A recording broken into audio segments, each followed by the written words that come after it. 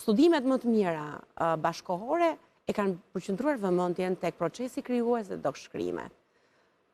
Kam pasur një kënaqësi të jashtëzakonshme, falenderoj zonjën Elona Golli, të bijën e të madhe drejtoro, që më krijoi mundësinë, më hapi derën për të futur tek arkivat.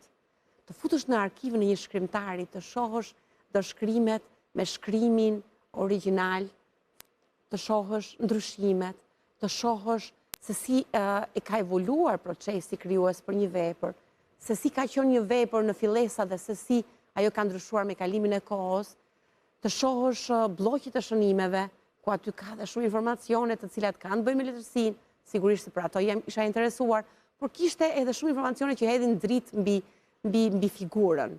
Unë mendoj që letërsia duhet të jetë shkëputur nga jeta e shkrimtarit. Sigurisht. Por studimet gjenetike vlerësojnë që në disa momente, disa shënime të caktuar, të cilat duket në plan të parë që nuk kanë bënë me letërsinë, hedhin dritë mbi procesin krijues.